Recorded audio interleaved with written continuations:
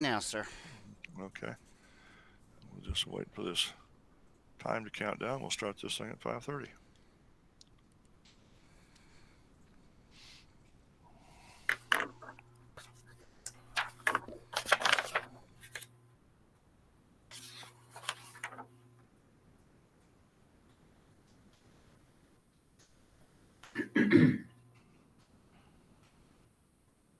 And I have to ask, Margaret, what time have you got? I don't think I've got the right time on this computer.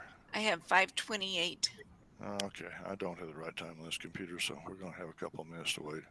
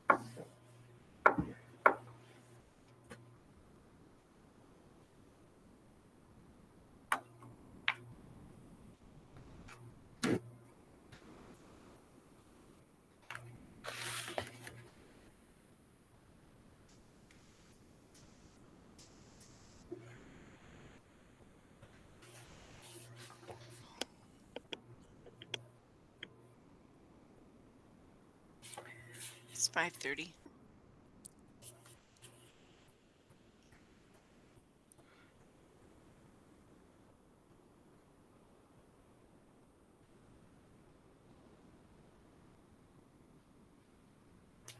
Pardon. That being said, let's do a roll call, please. Mr. Philip Box, Present. Mr. Jimmy Sandoval, Here. Mr. James Streetman, Here. Mr. Tom Sidwell, Here. and Miss Teresa Stevenson. Here. Okay. Next on the item be approval of the agenda, and I know we've got some additions to make. Margaret, what was the one we left out? The comments from the public? Comments from the public, yes, Okay, sir. we need to add that to the agenda because that should not have been left off. Right. So you want to add that as what item? Shuffle everything around, make that item 3, Okay. and then Mr. Chairman? down. Yes, sir. I would like to move item number 7 down Okay. below the reconvene of the executive session, if we could, please. Okay.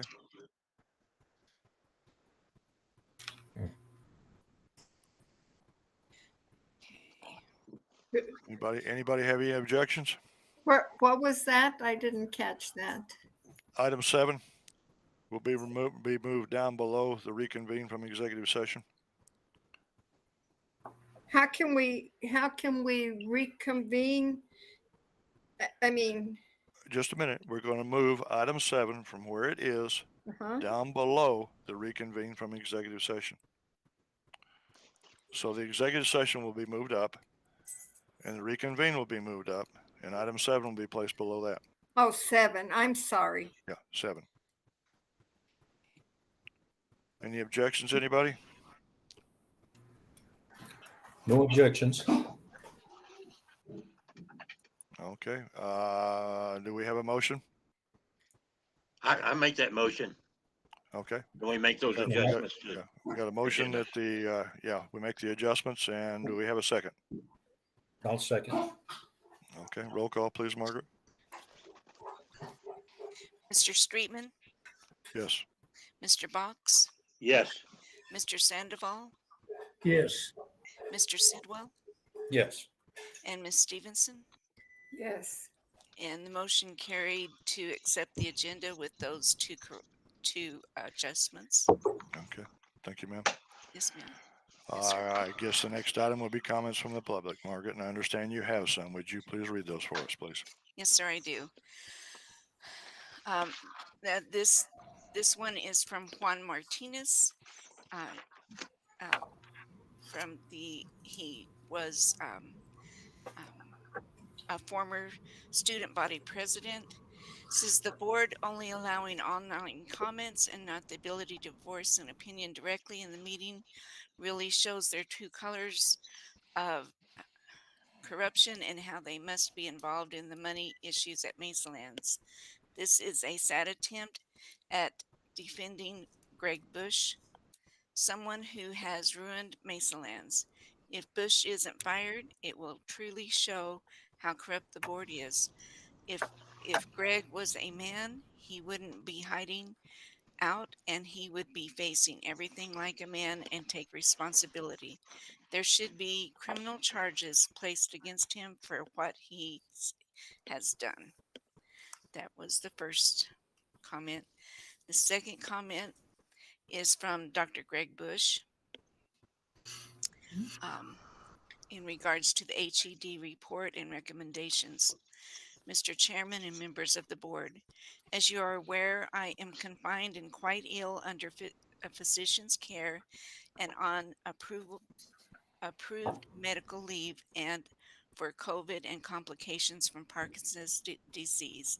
I am currently out of town receiving medical treatment and unable to attend tonight. Regretfully, my attorney is also out of town and unable to represent me tonight. Therefore, let me reiterate my steadfast commitment to support a solvency plan acceptable to HED and LFC, and it only impact the mid-range employees minimally, if at all. The entire level employees none, and the heaviest weight is carried by the chief officer level while preserving the culture of the region. The plan I proposed, which was kept out and not permitted to be integrated, recommends an adjustment differing from what I presented, establishes a more physically sound approach, and presents less personal financial impact on the mid-range and entire level employees. I would have appreciated having been given the opportunity to present and integrate for better fiscal health of the college. With regard to the false allegations made toward me, I ask that I be given the right to respond and that no action will be taken in my absence and without my legal counsel that would adversely affect my interest. Gregory T. Bush, EDDD. The third comment from Matthew Benavides. With staff and faculty since passing a vote of no confidence for the Board of Trustees, what is the board going to do to regain the trust and confidence of the staff and faculty members? Question mark. Another one from Carla Benavides. With the unanimous decision of a no confidence vote for the Board of Trustees made by both faculty senate and staff senate, what is the board going to do to gain the trust of all MCC faculty and staff? And then the last comment, the proposed plan states share the pain. It needs to say take responsibility. I have been questioning how MCC could continue to operate becoming so top heavy. MCC needs to revert back to the staff that was on board at the beginning of 2022. Any needed positions needed to be advertised and hired appropriately. The Board of Executive Staff states they were unaware How can that be when they were in constant contact with Dr. Bush and had access to all reports? And that's the end of the comments.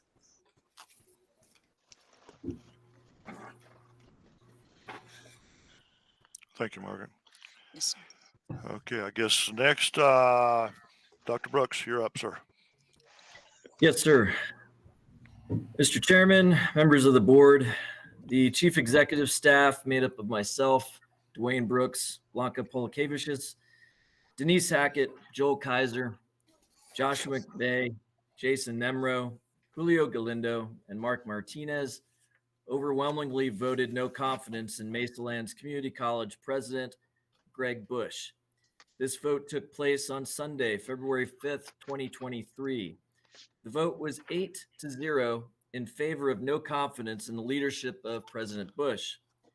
The chief executive staff recommends the removal or resignation of Dr. Bush from his role as president.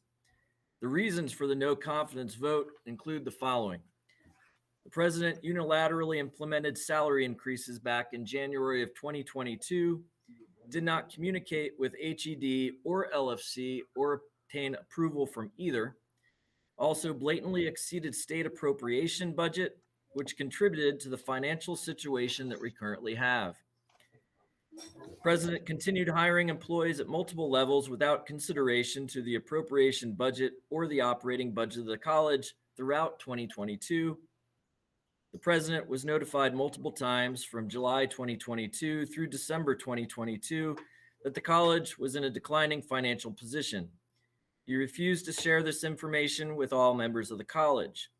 He also stated that if any members of the executive staff mentioned the financial condition of the college to anyone outside the executive staff, they would be fired. The president was directed by HED to hold an emergency board meeting in order to present an emergency solvency plan. He did not comply. The president was directed to share HED's letter to all Mesalands employees that notified the college it was being placed on fiscal oversight, fiscal watch. He did not comply. The president was directed by the LFC to hold an emergency board meeting in order to present and get approval for an emergency solvency plan. He did not comply. The president had told us that confidentiality was an issue. We as the executive staff had to keep everything confidential, and we would not tell anyone the financial situation of the college, even though we had received a letter by HED to share their fiscal oversight letter that was dated January 18th. The president created a hostile work environment for not only the chief executive staff members, but also many other employees in the college. The president has yelled at many staff members and made an effort to bully others and threatened with firing. The president was notified back in December of 2022 that the financial situation was dire. We even visited HED to explain the situation. However, the president refused to take action due to a lack of fiscal sense of urgency. The president told everyone that they could not contact board members directly or they would be fired. A hostile work environment, being threatened to be fired, was the case. The president failed to support the core mission of the college in every aspect to serve the students and serve the community. The president directly disregarded the advice of at least 3 CFOs and the entire chief executive staff. For these reasons, the executive staff voted unanimously, vote of no confidence, for President Bush to remain president. That's it, sir, members of the board. Okay, thank you. Ms. Janet Griffiths, please. Hi, I'm Janet Griffiths, and I've been asked to represent the faculty at this board meeting. I think you have a copy of the minutes from our faculty senate meeting that was held on Monday at noon. We were initially informed of the dire financial condition of the college early that morning. We keep getting the question of how is the faculty doing since that time. I'm sure it's no surprise to you that we're hurt, worried, frustrated, angry, and a multitude of other emotions. A month ago, we sat through a 3-day all-employee convocation where we were told that everything was great and Mesalands was the best college in the state, the nation, and practically the whole world. Then this week, we were told that there was only enough money for payroll for 2 more weeks. We have new faculty who just recently quit other jobs, moved to Tucumcari, and bought homes. They are greatly disappointed and fearful. Several faculty members got together and drafted a statement they requested that I share with you, and I'd like to read that to you now. Several faculty members would like to acknowledge that they are not particularly surprised that the college is experiencing a deficit in funding, but they are appalled at the magnitude of the financial crisis. They are particularly dismayed by the apparent lack of appropriate oversight from the Board of Trustees. We hope that board members are not going to claim of somehow being in the dark or otherwise not aware of the college's monetary positions. To do so is tantamount to an admission of incompetence. The board has a fiduciary responsibility to monitor and ensure the financial health of the college. In fact, we regard it as their primary responsibility. We are unable to understand this lack of appropriate oversight of the college's finances. It is for this reason that a near unanimity of the faculty voted to censor both the president and the Board of Trustees by a vote of no confidence. The employees of this college expect and deserve better and are appalled that we have been betrayed. The actions of the president and lack of appropriate oversight from the board that have resulted in this financial crisis are a disgrace to the college and the community. With that being said, the faculty is committed to continuing to fight to provide a meaningful education to our students. We're hoping that you will step in and work on the finances so that we can continue what we do best, and that's teach. The biggest heartbreak to me came in my class yesterday. This is my first year seminar class, and a young girl with tears in her eyes came up and asked in the class, "Is the college going to close? Are we going to have to leave?" And I assured her that we were going through a bumpy road right now, but we were doing everything we could to keep it going and that we would continue on. And my concern is that I hope I told her the truth. I don't want to have misled her like we've been misled. We're asking for your help to make sure that this doesn't happen. Thank you. Thank you, Janet. Ms. Kim Enriquez.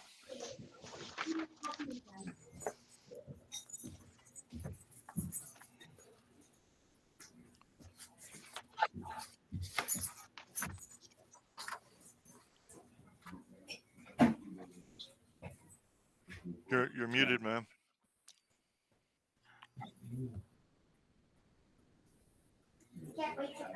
Sorry about that. I'm Kim Enriquez, Staff Senate President, and I'm representing the staff tonight. We held an emergency staff Senate meeting on Monday afternoon. We're concerned of the state of the college. We want to let you all know that we are committed to doing what we need to help the success of the college. In our meeting, we gave a brief overview of the things that were going on with Dr. Bush, and we opened the floor for discussions and comments. I had employees stating that they were confident that the funds would be located in order for us to continue until the end of the fiscal year. However, it was expressed that those funds should not be released to the president and should be restricted. Another asked what merger might mean with another institution. I was unable to really answer that question as we don't know. Had a concern about payroll that was going to end in 2 pay periods. Ms. Gonzalez did share that there's a solvency plan, but Dr. Bush had prevented anything from moving forward. Again, any of the executive staff was threatened by losing their jobs if the HED letter was shared with any of us. An employee mentioned the monthly expense reports and why the board had not been concerned about the lack of funding before. It was stated that most of the meetings occurred during executive session, so no one externally is made aware of what is happening at the college. HED wants to change that, is what we're told. We had a concern that Dr. Bush's limit of approving purchases purchase requisitions was raised from $25,000 to $40,000. We had another employee that expressed concern that the meeting comes after the fact that the president's contract was already extended for 4 years. It was explained that the contract has not been signed. I reiterated to the entire staff senate that their votes would by no means come with retaliation from President Bush or the board.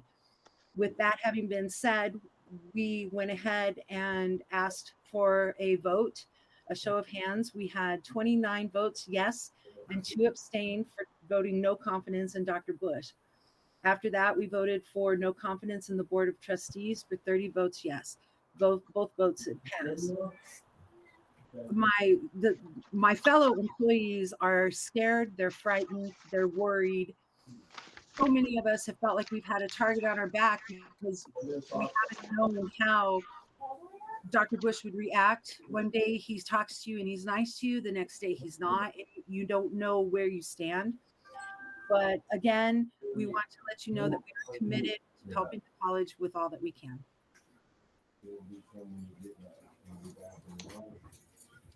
And that is all that I have. Thank you for letting me be here. Thank you. HED report and recommendations. Who's doing that?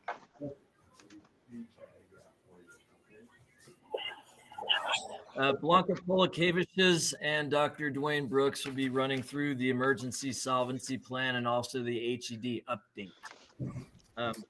The latest update from HED is that they had sent us an email yesterday, Wednesday, February 8th, outlining our detailed Enhanced Fiscal Oversight Program, or EFOP, requirements. That email came from Mr. Scott Eccles, who is the external audit manager for New Mexico Higher Education Department. He explained in his email that he's including initial weekly and monthly EFOP reporting requirements for the college to go forward. These requirements may change, but they are as follows, with the first reporting being due this Saturday, February 11th of 2023. Monthly reports will be due on the first day of every month, with the first report being due Wednesday, March 1st of 2023. Weekly EFOP reporting requirements will consist of the following. Unrestricted funds balance. We need to provide Wells Fargo operating account and certificates of deposit current balances. Review revenues and expenditures, weekly inflows and outflows. Status of upcoming scheduled payrolls. Status of next scheduled biweekly payroll based upon week-ending unrestricted funds available balance in comparison to dollar amount of biweekly payroll. Status of supplemental funding requests, including any new communications with LFC and DFA regarding Mesalands requests for supplemental funding, emergency loans, and forwarding of monthly state general appropriations. And then any new or significant fiscal developments or impacts, including new or unanticipated fiscal developments. The monthly EFOP reporting requirements are as follows. Copy of Wells Fargo operating account balance statement, needing a copy of account statement showing balance from last day of month. Copy of certificate of deposit account balance statements. Need copy of account statements showing balance from last day of month. Fiscal 21, fiscal 22 year annual audit status, including separate status for each fiscal year audit to include progress made and timeline for completion, especially fiscal year 2021, which is still in progress, and timelines for contracting IPA for submittal and for completion fiscal year 22. Restricted endowment funds investment transfer status, including status of endowment funds investment transfer, status or savings of emergency fiscal solvency plan, including a breakdown of monthly savings as a result of specific actions taken, and a status of supplemental funding requests, including the status to date regarding Mesalands requests to LFC and DFA for supplemental funding, emergency loan and forwarding of monthly state general appropriations. So as a result of meetings with the LFC and HED, first I want to remind the original purpose of this emergency board meeting was to propose emergency solvency plan. I do have to note, we do have one more payroll period left, and that's it. We have no more money. On Wednesday, January 25th of 2023, Dr. Bush and Chief Executive Staff were directed to meet with members of the Legislative Finance Committee and New Mexico Higher Education Department at the Capitol Building in Santa Fe for the purpose of discussing the financial condition of the college. As a result of that meeting, we're directed to develop an emergency solvency plan that would then be presented to the Higher Education Department, which was done during their planned visit on Wednesday, February 1st. And then during our follow-up meeting with the LFC and HED in Santa Fe, in which Blanca Polakavicius and I attended in Santa Fe in person. Dr. Bush attended via phone. So the plan in front of you is based on the outline provided to us on January 25th for an emergency solvency plan. So Blanca and I will run through pieces of this together. The first. Okay, Dr. Brooks, excuse me for interrupting, but that's been moved down a little bit on the agenda. The next item on the agenda will be an executive session. Okay. We need to have the board members and Dr. Irby, not Dr. Irby, Mr. Irby, please. And everybody else will need to drop out. And institutional computing, you need to cut the stream, please. Right. Everybody here can leave. He'll stay. This text is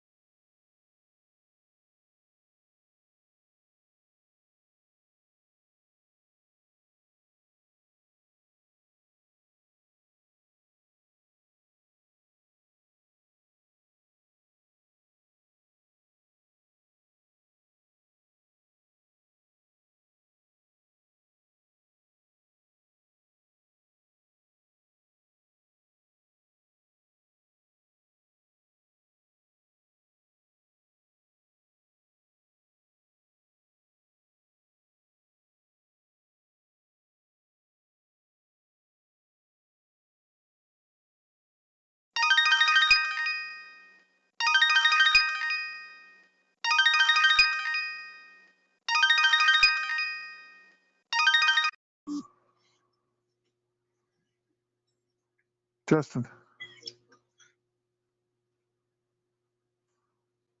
Hello.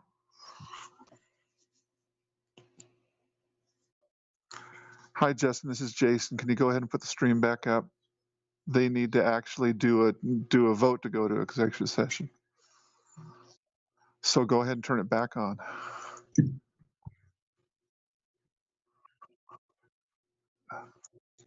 Okay. And it's going to take them about. It's okay. I apologize for this. Okay, no problem. Go ahead and come back on, and then let them know that they're back live.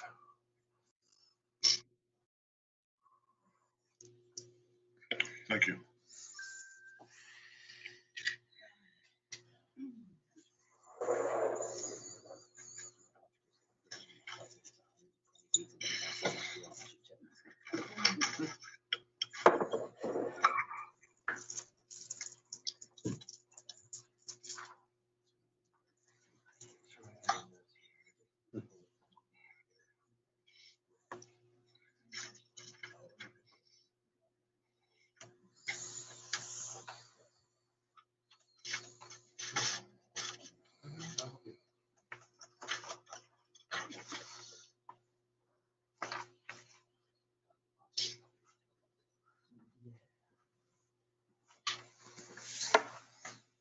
Oh, God, I don't need to do that.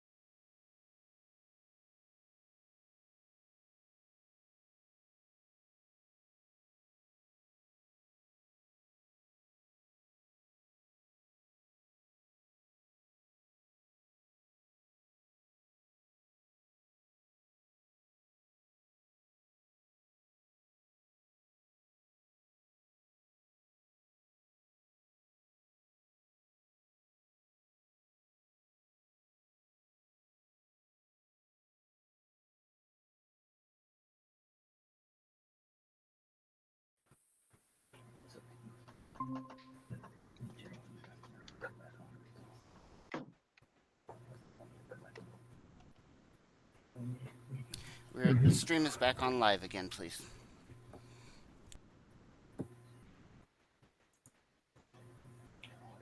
Which one is the computer that's projecting this one?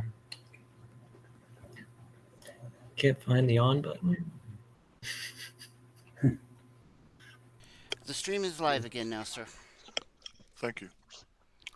I apologize for that, folks. It's do we have a motion to go into executive session for personnel matters? I so move. And a second? No, second. Okay, Tom seconded. Roll call. Mr. Sidwell, Yes. Mr. Streetman, Yes. Mr. Box, Yes. Mr. Sandoval, Yes. and Ms. Stevenson. Yes. And the motion carried to go into executive session. Okay. Now, No, be gone. We can shut the stream down and go into executive session with Mr. Irby and the 5 board members, please. Yes, sir.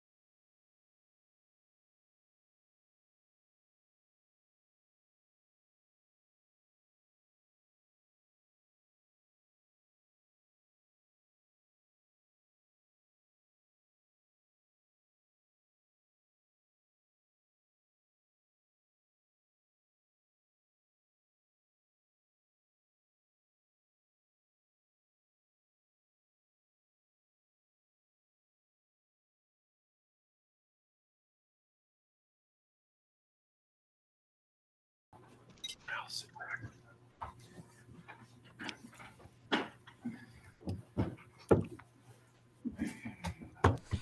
Did Streetman, we someone are say live. we're up live? Yes, sir, we are I live. think we are, sir.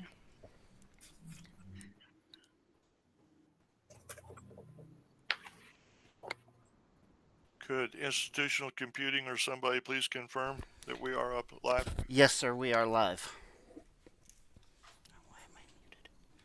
Yes, sir, we are live. Thank you very much. Okay. Do we have a motion to reconvene from executive session? So move. Okay. Jimmy moved, and we have a second. Second, Teresa. Okay. Teresa seconded. Roll call. Okay. Mr. Box, Yes. Mr. Sandoval, Yes. Miss Stevenson, Yes. Mr. Streetman, Yes. and Mr. Sidwell. Yes. And the motion carried to reconvene from executive session. Okay. At this point, I believe we're going to have a motion for a special meeting next Tuesday at 5:30. Is that not correct, folks? Yes. Okay. Do I have a motion for a special meeting Tuesday at 5:30 p.m.? I make a motion that we have our special meeting next Tuesday. Okay. Do we I'll have a second second, it. please? Okay. And roll call. Mr. Box, Yes. Mr. Sandoval, Yes. Mr. Sidwell, Yes. Miss Stevenson, Yes. and Mr. Streetman, Yes. and the motion carried. Okay. Now let's get on with this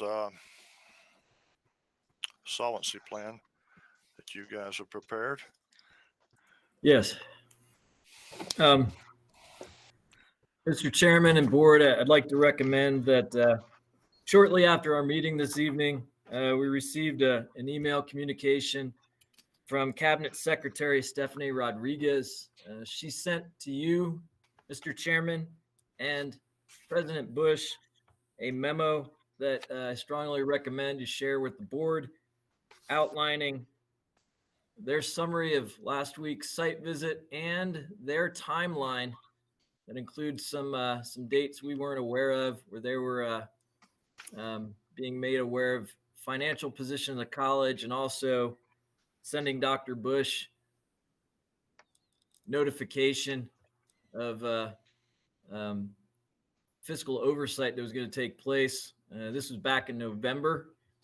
We weren't aware of these communications, but this letter went to you, Mr. Chairman, a little after 5:30, as well as Dr. Bush.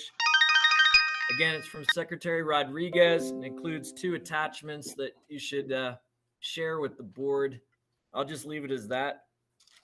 I will be sure and get that to the board just as soon as this meeting is over with. Okay. And Jimmy, I'll get a copy to you somehow. I'm not quite sure how, but I'll get a copy to you somehow. And so we will all have it, and we can address it and look at it and read it and understand it. Thanks, sir.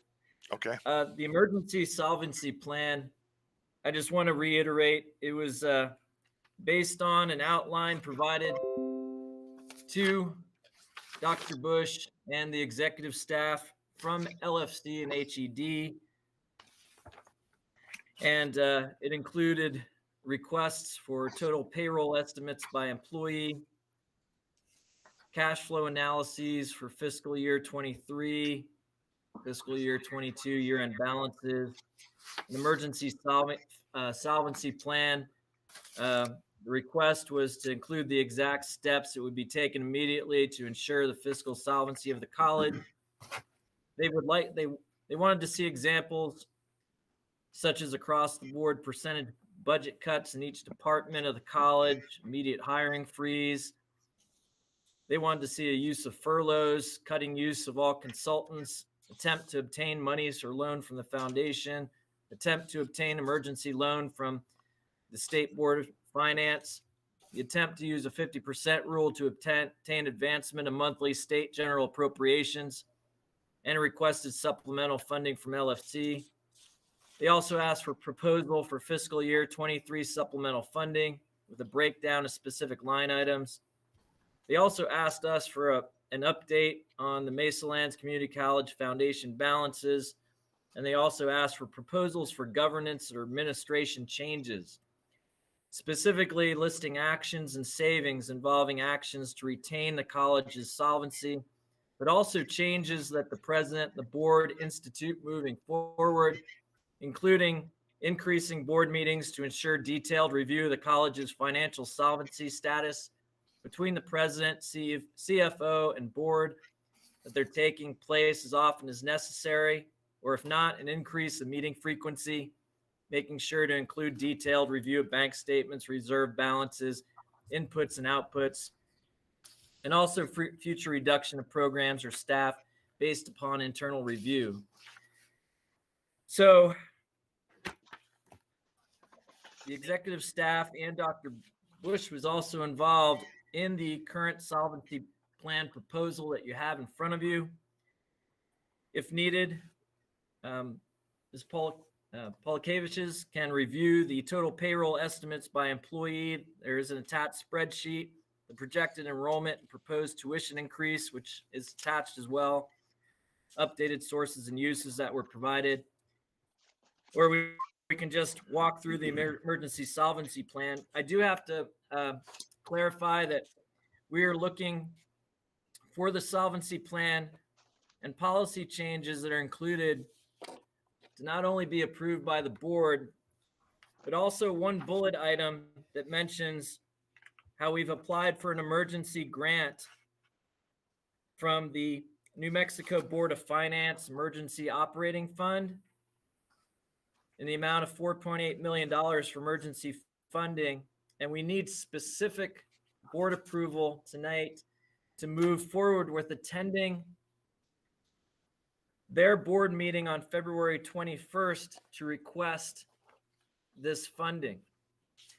So we will need to show that we received your approval in the minutes and take that with us to Santa Fe to make this request for emergency funding.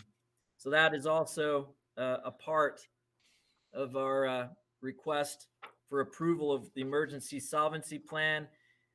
With that, we would also need your approval to add, if requested by LFC and HED, the possibility of adding furloughs and layoffs if needed. The emergency solvency plan with fiscal impacts, as you can see in your attachment, the college's proposed emergency plan includes the following actions to be taken immediately to work towards fiscal solvency of the college during fiscal year 23. We would not only need the board's approval for this plan and also to attend the emergency funding meeting on February 21st, but also we would need your approval to move forward with this plan in some way. The plan starts with overall salary cuts estimated to include savings, including fringe benefits, for the remainder of fiscal year 23 of $872,168 approximately, consisting of the following actions. In order to comply with HED's recommendation to reverse salary increases implemented by Dr. Bush in January of 2022, which did not receive LFC or HED approval for increased appropriation, the following actions would be taken, including a base salary cut of 15% for employees making $110,000 a year and up for the remainder of fiscal year 23. A base salary cut of 10% for employees making $80,000 a year to $109,999,000 a year for the remainder of fiscal year 23.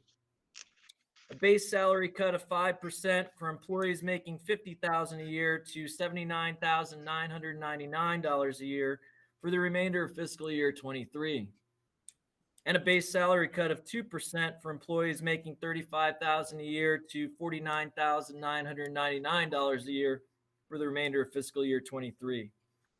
The total fringe benefit savings at an estimated rate of 35% would take place. We'd also perform a comprehensive job analysis of all employees to identify redundancies and opportunities for efficiencies. That would take place by our HR department. We would implement a hiring freeze. We've already done that.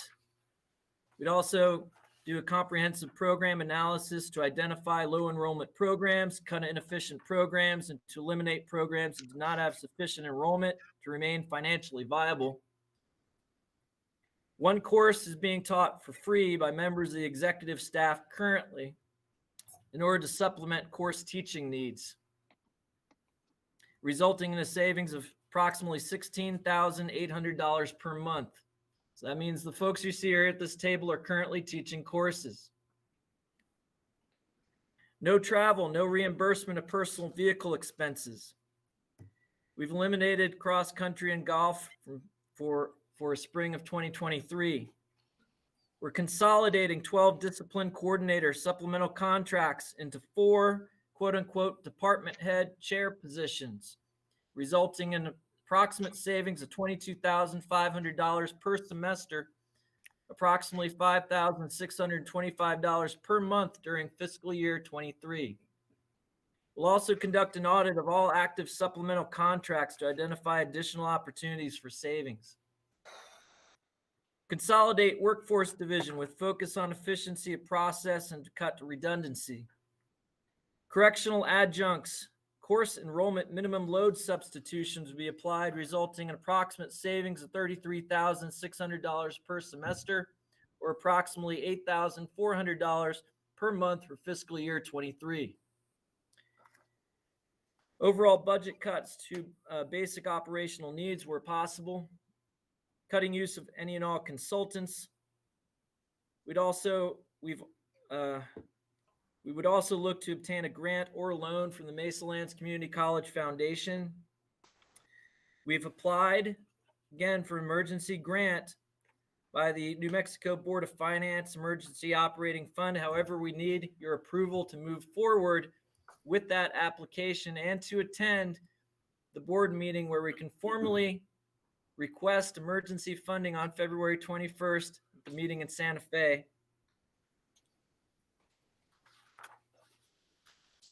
We'd also request supplemental funding from the Legislative Finance Committee, currently requesting one-time funding of approximately $4.8 million to cover the remainder of fiscal year 23. The $4.8 million, by the way, needed. That does not include the approximate $800,000 that we've identified in potential savings. If that's enacted, then perhaps we only need $4 million or more to get us through fiscal year of 23. We then would need to request permanent funding increase of approximately $2.5 million, if not more, on the New Mexico state appropriation.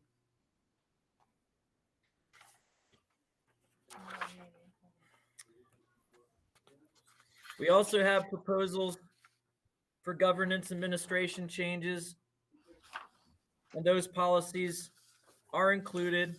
They're titled Responsibility and Accountability for College Information and Transaction Policy.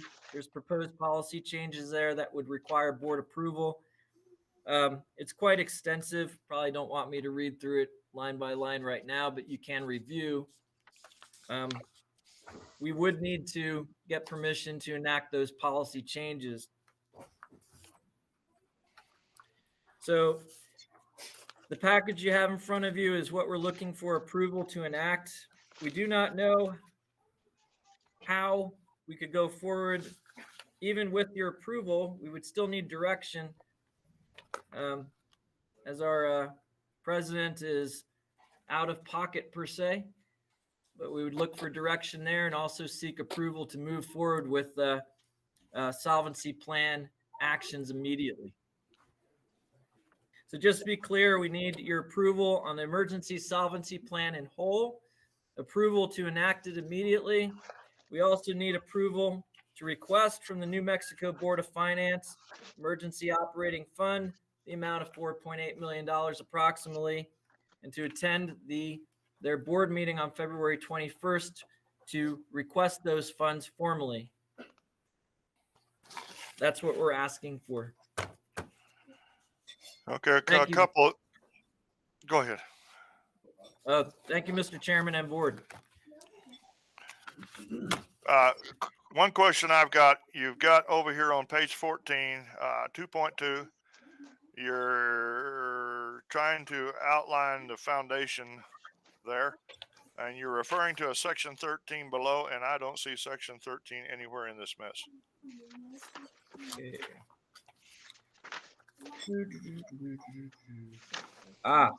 Okay. I would personally, without section 13 and being able to read it, know just exactly what all that is entailing, I think we ought to just strike that for the time being. We can put that back in later if we think it's necessary, but for right now, I think we ought to remove it. Apologies for that not being included. Now, back to the base salary cuts. Yes. I'm not totally in agreement with what you're wanting to do there, but again, I'm not in disagreement. But what I'm looking at, the base salary 35 to 49. To me, we shouldn't be taking anything from those folks at all. If you want to start in at 50 and up at 5%, that would be fine. 80 and up to 109, I think that ought to be raised a little bit higher than 10. And then you're looking at 110 and up at 15. To me, that ought to be a little bit higher yet. I would like to defer to the rest of my board, see what they think. I'll start in with Jimmy. What do you think? I think just what you said. I don't think the low end should pay being cut. Maybe the high pay should be. Tom, what do you think?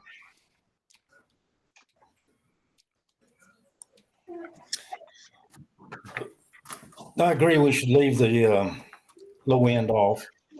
When I calculated that, figures out to $58 a month reduction for that group of employees. The 50,000 and up figured out to a little over 200 a month. 80,000 and up was $660 a month, and then 110,000 and up was $1,375 a month. That's for what percentage were you looking at, Tom? Well, at the percent they've got down here. Okay. And so the base salary cut for the employees making 35 to 49.9. It's really kind of insignificant when we're talking millions here. So right. I would really agree to just cut that off.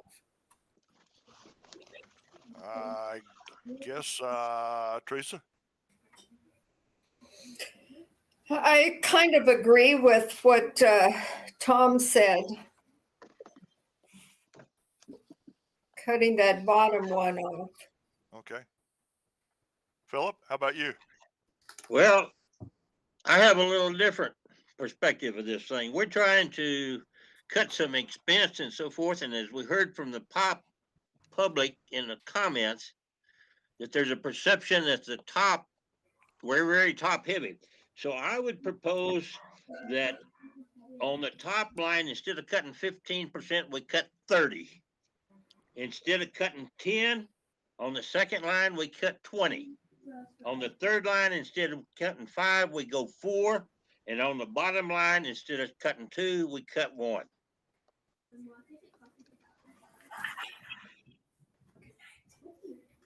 Okay.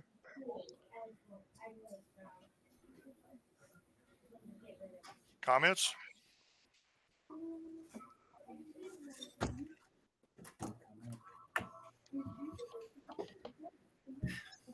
We can certainly take that into consideration, sir. However, if we're looking at 30% cuts for the folks at the top there, you may as well just look at furloughs or layoffs, and not only for the folks that are sitting at this table, but maybe in other areas the organization as well.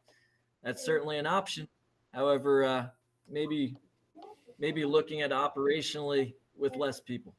And we were actually in the meeting that we just had with the State Board of Finance, we were asked to consider and include in the proposed solvency plan the possibilities of furloughs.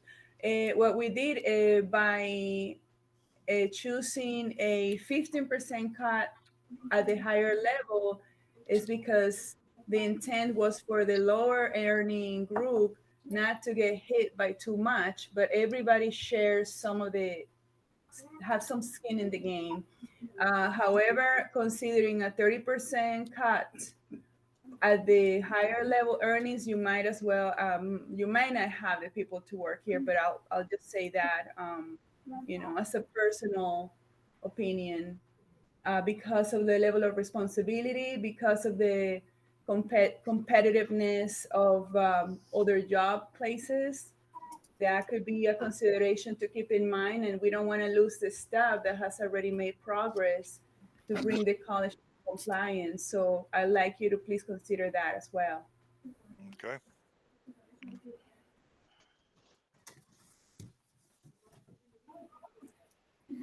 Why don't we rethink that just a little bit? I would be, I still think that 15 is a little bit low for the very top end, but I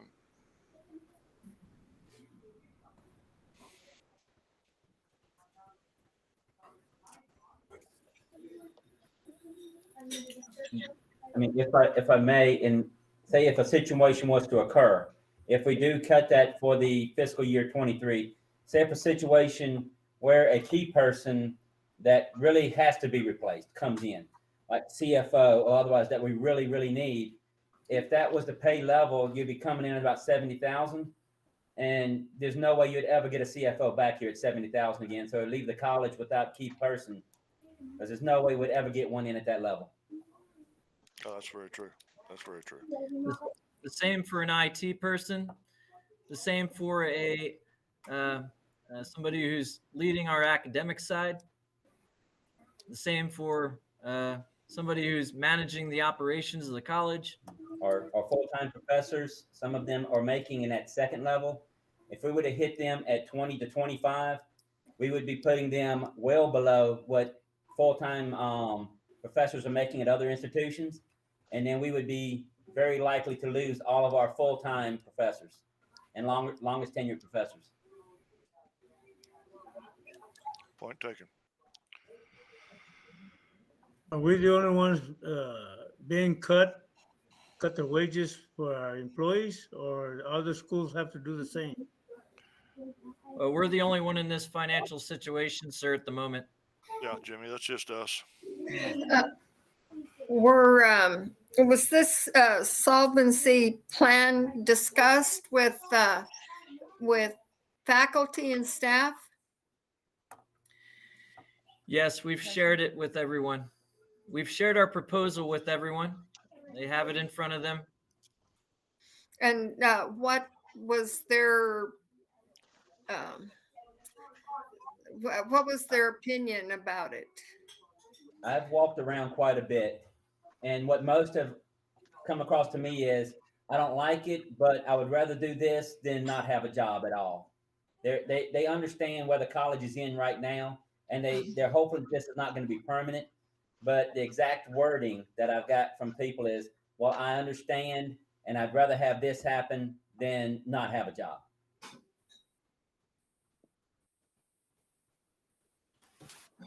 Jim, do you remember what percent raise Dr. Bush gave, when he increased all the salaries? What No, I percent? don't. I really don't. Yeah, I don't remember I either. really don't. I know that they used, what was it, the Mountain States region, and it was on the low scale in that region. They did not, I'm not even sure they reached the midpoint in that scale. And it's trying to get some type of equity for the students, or for everybody, excuse me, not students, for everybody. Yeah. The issue is, if we were to look at, and we were requested to do this by HED, which was to go back and try to back out that salary increase that was done back in January of 2022 that they didn't know about. But the problem is, we'd have to go back to individual employees And it's not really equitable to say, okay, you have to lose your salary, you don't. You have to lose your salary, you don't. But, and also we have people in new positions now. So to not only readjust salaries, but those people have taken on additional responsibilities.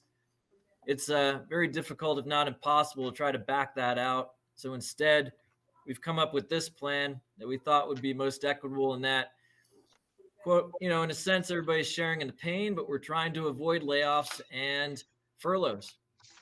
Furloughs would also cost the money too, in which people get furloughed, they're going to go collect unemployment.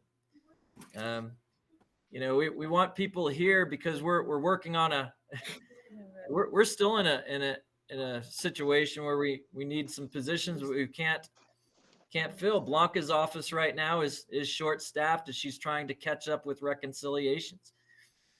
We haven't done things or been able to do things such as strategic planning because we're caught up in a lot of the these emergencies here.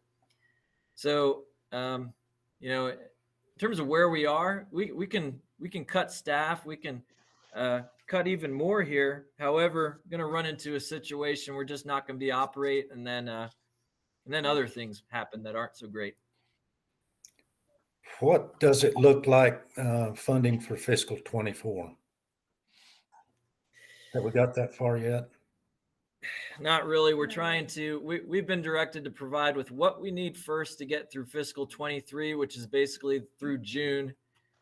Permanent funding right now, we're to support, if we enact this plan and we're successful in reducing expenses by over 800,000, then we're looking at, like 2.5 million in permanent funding that we'll need. But we'll need to get appropriations for that. So we need to basically request from the LFC an increase in our budget appropriation. And we also would need, sir, to have more time to develop more sophisticated analysis to be able to project what we truly need. And we have to really come up with these calculations with lacking systems and lacking reporting capabilities. And we still need more time to be able to produce a more accurate number. Blanca's team's working, just crazy hours, just trying to, run numbers right now. We don't have the ability to generate financial reports at a push of the button. Unfortunately, they have to be manually created. That's exactly right, and that's one of the things that everybody's complaining about that the board has been negligent on. The board doesn't do the financial reports; that comes out of those offices up there. We have nothing to do with it, but we haven't seen a financial report now, I think, since April of 22. That's out of the question. I hope we're doing a little bit better from now on. Blanca, I understand you guys are stressed. I understand you're having lots of problems with the financial software and everything, but that isn't helping us either, because we're getting bashed for something that we have no control over. I totally understand, sir. And because of the college backlog in the accounting of almost 2 years, and with very short staff, with 3 people, a team of 4 people managing the entire financial operation, it is almost impossible to catch up the accounting backlog with the staffing that we have and without reporting capabilities. Therefore, we are asking HED and LFC to provide us for an appropriation that would help us re-implement a new ERP system so that we can, and that will take a couple of years. It will take a couple of years. I'm well aware of what that should take. Yeah, but at this time, we're doing our best to be able to produce reports, but we cannot work any harder to make it happen fast enough. If I may, and I apologize for breaking in, the point taken that we can't afford to lose resources right now. We can't afford to lose faculty, staff.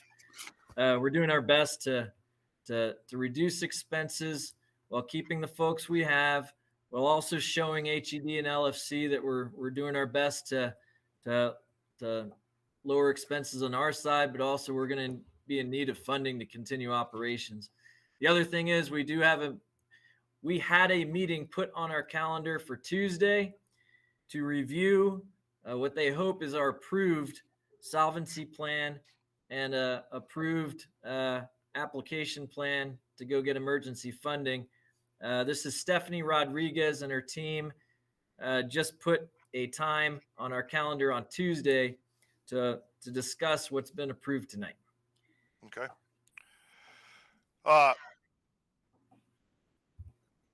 Is that this next Tuesday? Yeah, I believe the meeting, Margaret had put it on our calendar for Tuesday, the 14th. Yes. At 2:30. At 2:30 p.m. Okay. Planning to meet with us, Dr. Bush, if he's available, and Stephanie Rodriguez and her team from HED, as well as some others.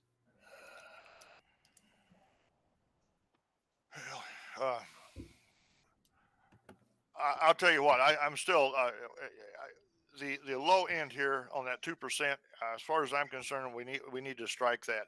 If you want to go with the 5 and 10 and 15% for the other three up, fine. But the low end employees, they don't need any kind of a cut whatsoever, as far as I'm concerned. They're having enough trouble just trying to work through this, and I That's really don't fine. want to do them any more harm than everybody's going to be affected somehow anyway. But I really don't want to do that much more harm to them. Understand, sir. Is that something we can adjust and move forward with? Yes. Yeah. Okay, so if it's a 0 on the bottom end and then 5, 10, and 15. That's fine, sir. Okay, take that item 2.2 over there and strike it until we have clarification later on. We can put it back in later on if we think it's necessary, but let's find out what section 13 is before we start making decisions on that. Okay, if that is being said that way, folks, can we have a motion to approve this? Yes. I so moved, Teresa. Okay. Do we have a second second?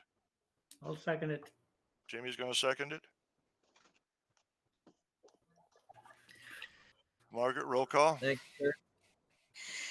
Mr. Sandoval, Yes. Mr. Sidwell,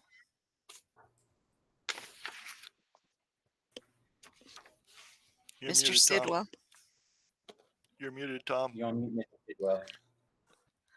Yes, okay. You're muted, Tom. Excuse me. That's okay. Yeah, I'm having some problems here, but yeah, I'll say yes. Okay. Ms. Stevenson, Yes. Mr. Streetman, I'm like Tom. I'm having problems too, but yeah, I'll go with a yes vote. Mr. Box, I'm very reluctant, but yes, I'll go with it. and the motion carried. Okay. One of the Mr. things I Chairman. want to bring up, one of the Oh, yeah. things I want to bring up, the board takes a lot of blame for things, but we make our decisions based on what we get from the staff. And so I'm just hoping that you all are being straight with us and telling us the truth on this. Yes, sir. We're the ones that are in front of the Legislative Finance Committee and Mr. Abbey and Connor Jorgensen and HED. We're the ones reporting to HED now on a weekly and monthly basis. We're doing our best right now to get everything transparent the way it should be, the way it should have been. We don't know how else to proceed from here. Okay. We're all kind of in the same boat, trying to figure out how we're going to move forward with this. I understand, sir. We do need one more approval from the board, if I may ask, and that's within our solvency plan, but the State Board of Finance is asked specifically to get your approval, the board, to request from them the amount of $4.8 million in emergency funding via application so that we can attend the State Board of Okay. Finance meeting on February 21st. Okay. Did not we just approve the emergency solvency plan? Yes, sir. Okay, is that not included in the emergency solvency plan? It is, but in Then- speaking with members of the DFA and State Board of Finance, they just needed to hear in the minutes that you approve us applying for emergency funding from them and attending the board meeting. Well, we've got a problem. If they won't take it because it was in the plan, it's not on the agenda. So how do we backtrack and do that now? Because you can't at this stage. Okay, sir. It's If that's- it's in that it's in the packet, and I'm in agreement with the packet. We all are. Okay. I'm hoping that's good enough. If not, we'll have to cover that in our little meeting on Tuesday. I understand, sir. Thank you. Please find out and get some clarification if they'll accept that. I will do that. If not, Jim? then we may even have to have a double meeting back to back to approve it, and then approve the minutes of that to prove. You know what I'm saying?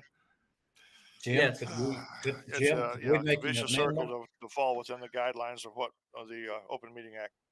Jim, can Yes. we amend that motion? That's what I was going to ask. to- Well, that's I guess that's a possibility. Let's see. It's not. Since Let's try that. Let's do that. Since I made the motion, I would like it to include that one-time funding of, well, the paper here says 4.7. Is it 4.8? It should be 4.7. If that's what it says. 4.7 is fine. Yes. Okay, Okay. to include that. Will that help? Yes. Okay. Now we've got a motion on the floor to include the emergency solvency plan, or to approve the emergency solvency plan, including the One-time funding. the loan, the loan you're going to apply for, of 4 point whatever 7 million. 4.7 million. 4.7. Okay. Yes, Got sir. the motion. Do we have a second? Then I'll second that. Okay. And roll call, please. Okay. Mr. Sandoval, Yes. Mr. Sidwell, Yes. Ms. Stevenson, Yes, Mr. Streetman, Yes. and Mr. Box, Yes. and the motion carried. Okay. Comments, anybody? I have a question, sir, Mr. Chairman. Yes, sir. Does the executive staff have the approval of the board to implement the emergency solvency plan immediately? I thought that's what we were approving. The plan is approved, but the implementation needs to be approved because we don't have a president sitting here, sir. since I have a question, since it's not on the agenda, could it be put on the agenda for our Tuesday meeting? Sure. Would that I work? suppose so, yes. Okay. Considering that payroll won't go out for another 2 weeks, when that would take effect, we would have that kind of time, I think. Okay. Will we be all right with that kind of time? That's what we need to know. We've taken the solvency plan, we've added the loan Yes. to it, and now you're bringing this other up. It should have all been combined in one where we could have get this thing done and it have gone smoothly. I apologize, sir. That's okay. We didn't realize it would be like this. Well, neither did we. But payroll just went out this week, sir. We won't send out payroll again for another 2 weeks. Okay, then Tuesday should be clear to get that portion done. Margaret, let's make sure that is on the agenda for Tuesday. Okay. Yes, Okay, sir. and I'll fill you in on the rest of it after a little bit later on. Yes, sir. Jeez, hurry. Okay. Thank you, sir. Thank you. You're welcome. Yeah. Thank you all. Comments, Jimmy, you got any comments? Nope. Mr. Hope Box? everything is good. No, Okay, Tom? I don't, these policy changes, that's going to be coming up next meeting or so. Sir? I said, these policy changes that are in here, that's not included in the solvency plan, is it? Yeah. yes. Is it? Yeah, I Yeah, thought it there was. is, I thought that was, yes. Yeah. The only thing we're striking was the foundation portion of that. Yeah.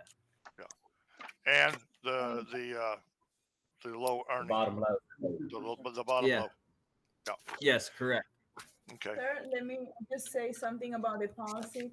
All that policy says is pretty much the CFO needs to sign any contract to verify funding availability. Any contract, hiring contract, any contracts, any commitment of resources, the CFO needs to sign before it's a valid contract. In other words, we're trying to add more fiscal oversight within our policies.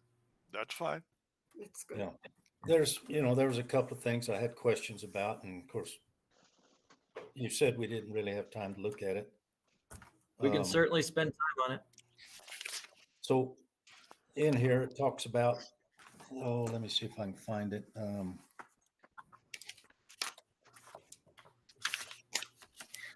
And our apologies, it is a draft. If a contract is a good deal, let me see what page that is. So that's on page 11, that'd be 3.1 operations. Okay. So the person initiating the contract for the college is responsible for reading the contract entirely and determining that. Go down to the third bullet point. The contract represents a good deal for the college. So in accounting terms, what is a good deal? That's a very subjective determination. You need to True. define a good deal. And who determines that? Well, it would be the person initiating, but that's just too wide open, I think. Yeah. It needs to be This is just some a other way. draft, sir. Yeah, we'll be more specific with that. We did kind of borrow a bit from some other colleges in the area, so we do need to change some of the wording and also make things more specific, but we will define that. Yes. Okay.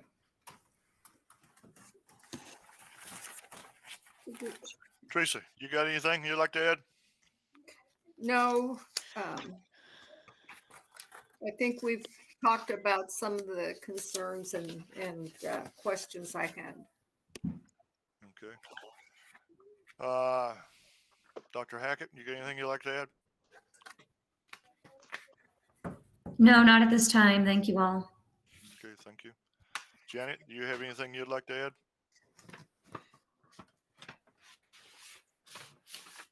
Ms. Griffiths? You're muted if you're talking. Okay. Okay, no, I don't. Thank you. Okay, thank you. Ms. Enriquez, you got anything you'd like to add? No, but thank you for the opportunity of letting me speak on behalf of Staff Senate. Okay. Margaret, you got anything you'd like to add? No, sir. No, sir. Thank you.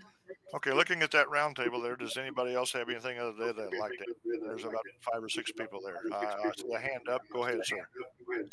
Yes, sir. I'd like to add that the most important thing moving forward is we're still teaching tomorrow. We're still going to teach throughout this semester.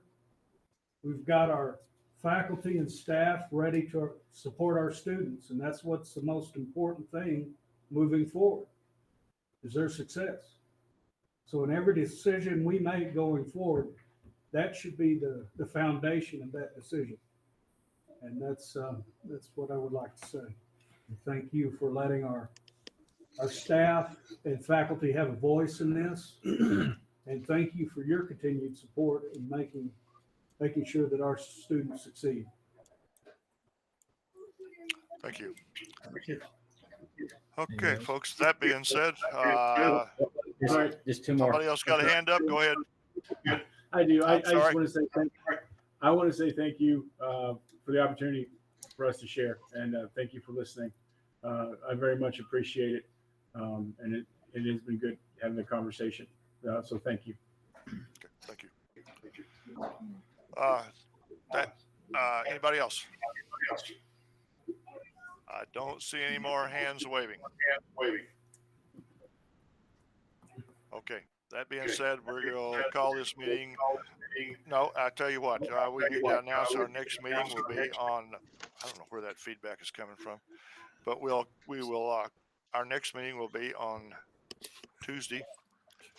I believe it's the 14th. Yes, sir. At 5:30. It'll be a virtual meeting. And that being said, we'll call this meeting adjourned at, what is it, 7:50, Margaret? Something like that? 7:51? I have 7:48, but Okay, whatever you 7:48 then. think. Okay. All right. I can't trust the clock on this thing. I've got to adjust it. So. Okay, folks. I guess. Okay. I want to say have a good evening, but right now things are not necessarily good, and we just got to work through this thing. Mm-hmm. Yes, Thank you for all the input. Okay. Yes. Thank you guys for You, everything. sir. Appreciate you. Thank you. Good night. Good night. Good night. Good night.